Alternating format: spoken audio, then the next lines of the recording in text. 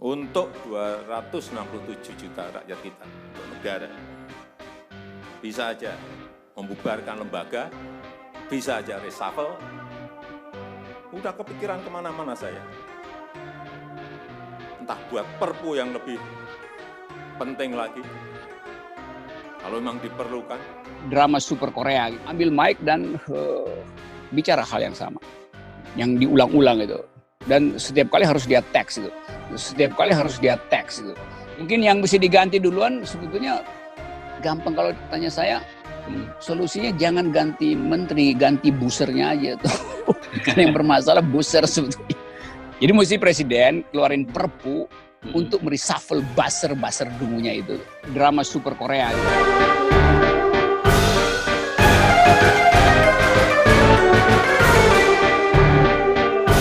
Ngomong-ngomong itu serius marahnya Presiden Jokowi yang diupload di YouTube itu, Bung Prof? Wah, saya nggak lihat wajahnya karena saya pakai kacamata hitam, tapi saya dengar suaranya tuh. Di TV. Ya. Dan ya soal serius saya kira nggak serius karena itu berita dari minggu lalu, 10 hari lalu tiba-tiba di-upload sekarang kan itu. Banyak variabel udah dihitung, pertimbangan politik udah dihitung, upaya untuk nutupin isu juga udah dihitung. Jadi kita anggap aja ini drama super Korea gitu. Oh, oke. Drakor. Ya. Drakon. Ya, singkatannya. Drakon gitu. Istana. Semuanya begitu kan. Judul kita pagi ini adalah menonton marah-marah itu. Dan ya orang bikin banyak spekulasi apa yang akan terjadi akan terjadi tukar tambah pasti kan, karena dia tidak dimaksudkan untuk, awalnya saya kira tidak dimaksudkan untuk dipublikasi, tapi ada momentum, analis dan konsultan pasti bilang udah guyur aja. Jadi saya kira begitu, karena mestinya kan dituntut konsekuensinya setelah 10 hari, yang mesti dipamerkan adalah reshuffle-nya supaya orang tahu. Oh, mestinya dalam pikiran saya kalau reshuffle hari ini baru video itu dibuka tuh, jadi orang itu alasannya. Kalau sekarang nggak reshuffle, semua mereka yang berpotensi reshuffle udah pasang kuda-kuda duluan kan, jadi betul. nggak ada lagi kejutannya tuh. Ya, nah jadi tukar tambah udah selesai, baru videonya diucapin. Oke. Nah ini kelihatannya berarti melibatkan banyak kalangan ya kalau memang ini di by design. Kenapa? Karena mengapa wartawan istana juga tidak memberitakan ini. Jadi saya menduga ini ada embargo gitu ya semacam, karena peristiwanya rapat paripurna. Jadi ini kan melibatkan seluruh lembaga gitu ya. Iya kan biasanya 1 jam setelah selesai udah orang ngomong. Jadi sebetulnya wartawan udah tahu, tapi kemudian dikasih briefing segala macam. Itu kan soal teknik komunikasi aja, dan mungkin aja momentumnya memang dipilih supaya menghitung-hitung dapat nggak dukungan publik. Jadi sebetulnya ini upaya untuk ngadu pada publik bahwa ini teman-teman gue di kabinet, gue udah capek-capek extraordinary, mereka sangat ordinary aja. Gue udah capek-capek siksak, mereka linear aja. Kira-kira begitu kalau pakai bahasa gaul sekarang kan. Jadi ngeluhnya ke siapa? Ya mau ngadu ke rakyat kan. Padahal rakyat nunggu reshuffle-nya kapan, bukan ngadu-ngadu aja. Pers tidak mau membuka apa yang diucapkan pemerintah. Fungsi pers adalah mengskrutinisi semua argumen publik, karena itu disebut public opinion. Tapi pers sekarang jadi brosur pemerintah kan. Jadi itu problemnya tuh. Buat sinyal reshuffle itu, kalau sekarang buat rakyat itu penting nggak sebenarnya? Nggak penting lah, rakyat menginginkan. Kan presiden bilang kalau perlu saya keluarin perpu. Ya itu juga ancaman yang orang udah nggak peduli lagi tuh. Kan nggak kok perpu apa lagi tuh, kecuali perpu untuk peletakan jabatan beliau kan itu. Itu kan agak presiden ngambek terus dia bikin perpu supaya dia dilengserkan misalnya kan. Soalnya kan begitu. Nah yang juga aneh jadi kenapa semua mesti itu presidennya salah tuh. Mahasiswa kasih kritik, presiden salah. Mau ditunjukkan bahwa bukan presiden. Sekarang kan salahin kabinet ini kan. Jadi komunikasi politik yang benar-benar ya buruk lah ya diperlihatkan. Iya. Ya apalagi mengupload ngomelin menteri itu sama sekali gak etis. Padahal presiden adalah pengambil keputusan terakhir. Jadi dia ganti aja kan, diam-diam ganti. Ngapain mesti pamer arogansi di depan pendukung-pendukungnya sendiri tuh. Itu soalnya tuh. Kalau buat Anda sendiri nggak terlalu mengejutkan ini ya, permainan semacam ini? Ini jadi permainan lama dengan kemasan baru saja gitu? Ini sama dengan supir. Supir nabrak, nggak punya SIM. Ya. Terus dia salahin keneknya. Terus keneknya bilang, ya gue kan cuma disuruh ngatur-ngatur penumpang, bukan nentuin jarak dengan pinggir jalan atau... Jadi begitulah, karena nggak punya SIM, ya pasti salah kan? Ya. Tapi jangan salahin keneknya tuh. Dari awal SIM-nya mungkin punya SIM tapi nembak gitu, SIM-nya palsu, SIM-nya dikeluarin sama KTU kayak sama KPU bukan oleh Polri. Tapi kalau dengan analogi kenek dan sopir tadi, kenapa kelihatannya masih banyak juga orang yang berharap jadi kenek pengganti nih, Bung Rocky? Karena kenek nggak diminta tanggung jawab kan, kalau supirnya tabrakan, keneknya mah nggak ada salah tuh.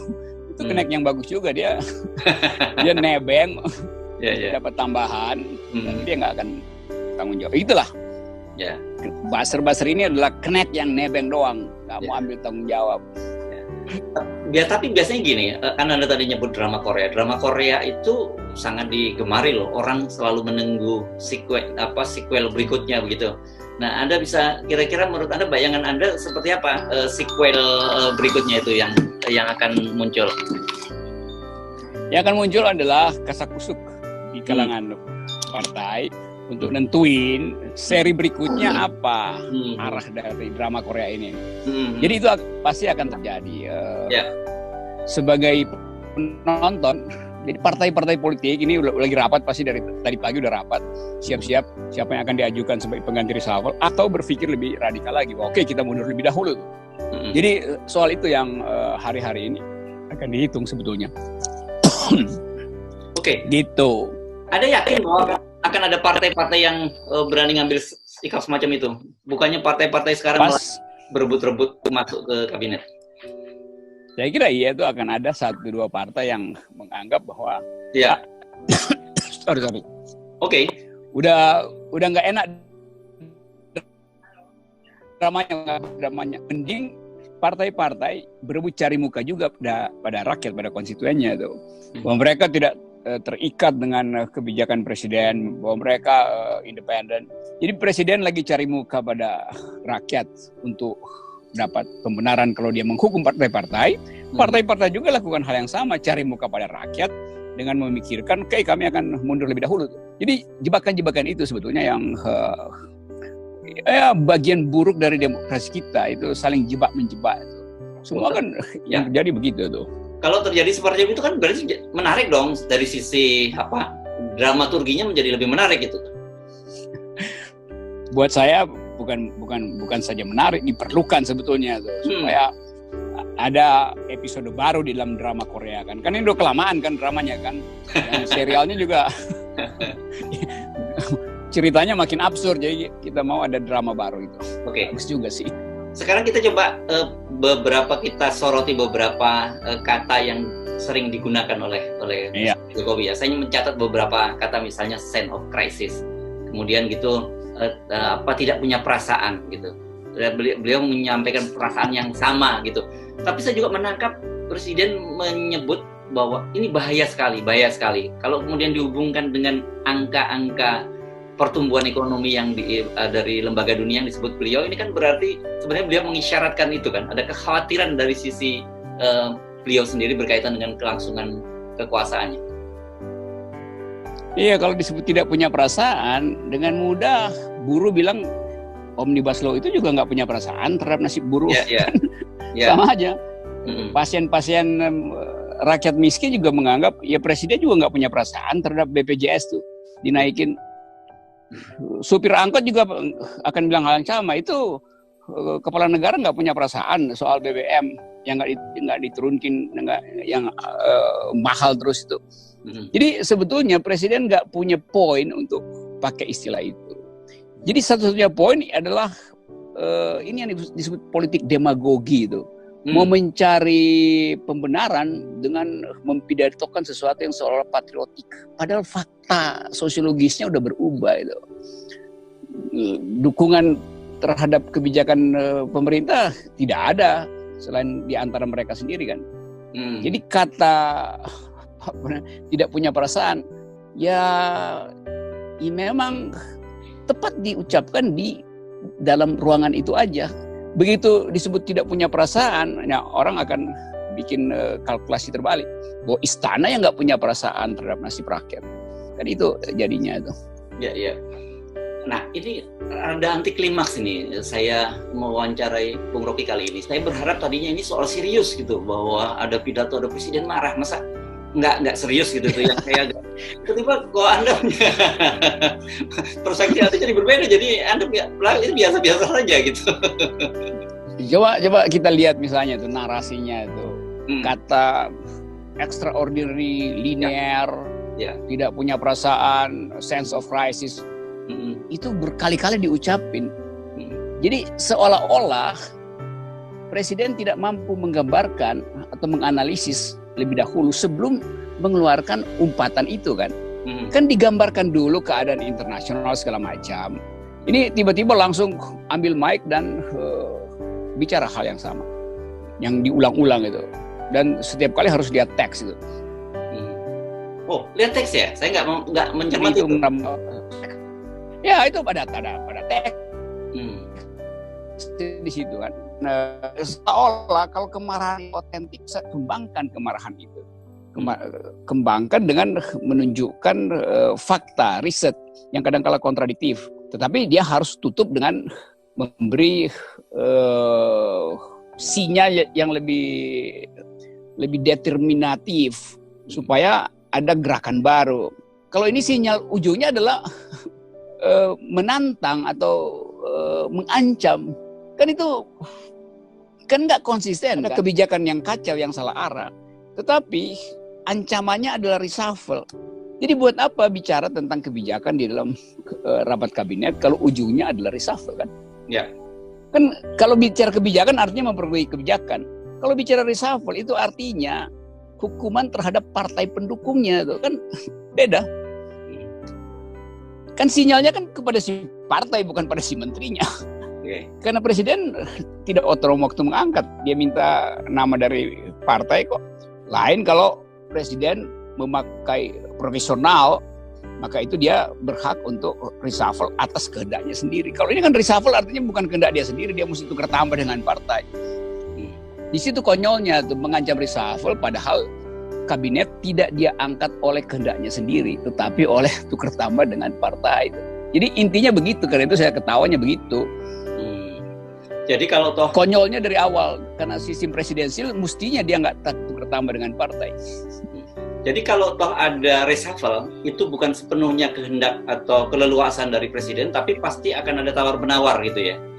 Dan hasilnya sama saja. Sama saja, itu rumus airnya begitu. Jadi seolah-olah presiden hebat, nggak ada hebatnya itu. Kalau dari awal dia hebat, dia nggak masukin orang partai di situ kan.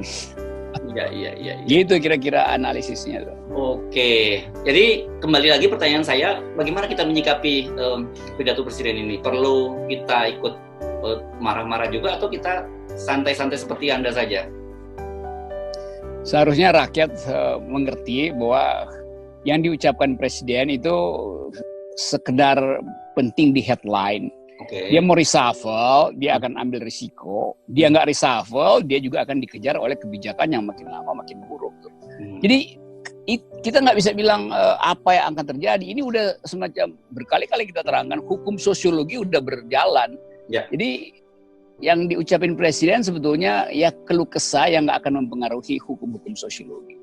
Bahwa pemburukan politik akan berlangsung, keakraban warga negara juga tidak terjadi, itu artinya konfrontasi horizontal masih akan terjadi minggu-minggu depan karena tumbuh di dalam keadaan ekonomi yang memburuk. Jadi saya nggak lihat poin apapun di dalam upaya presiden untuk mereshuffle. Jadi reshuffle itu kata yang terlalu enteng sebetulnya. Jadi soalnya kalau ada reshuffle apa berubah ya nggak berubah. Kalau nggak ada reshuffle ya pasti akan terjadi tekanan politik baru. Yang mungkin yang akan di-reshuffle adalah presidennya sendiri yang harus di-reshuffle kan.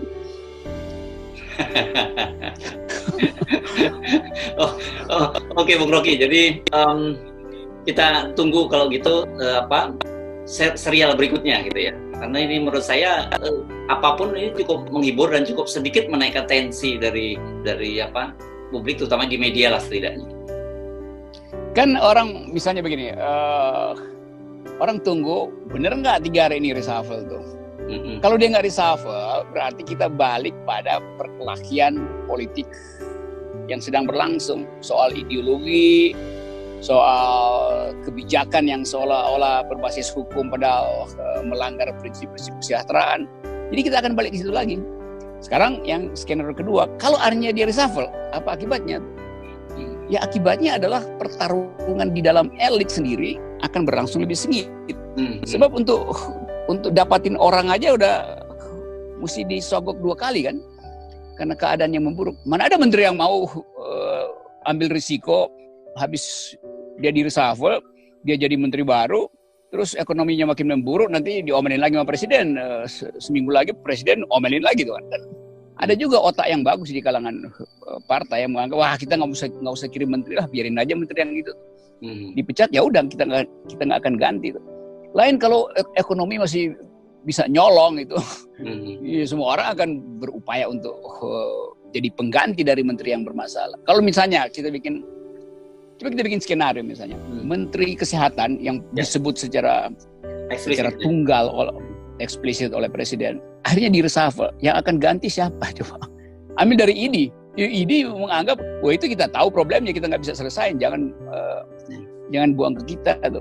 Diambil dari siapa lagi? Dari partai, lebih buruk lagi karena partai nggak ngerti tentang cara penanganan COVID, karena partai sibuk ambil untung dari undang-undang COVID-nya justru tuh. Jadi di situ jebakannya. Kalau kampus mah senang lihat beginian. Kampus tuh analisanya lain. Wah presiden frustrasi berat. Nah itu. Jadi tetap juga susah ya cari pengganti itu akan susah ya. Gitu. Susah. Oke. Ya jadi mungkin yang mesti diganti duluan sebetulnya gampang kalau ditanya saya. Solusinya jangan ganti menteri, ganti busernya aja tuh. Karena yang bermasalah buser sebetulnya. Jadi mesti presiden keluarin perpu untuk mereshuffle buzzer dungunya itu. Oke. Baik. Kita tunggu pengumuman berikutnya kalau gitu ya, Bung Rocky. Oke.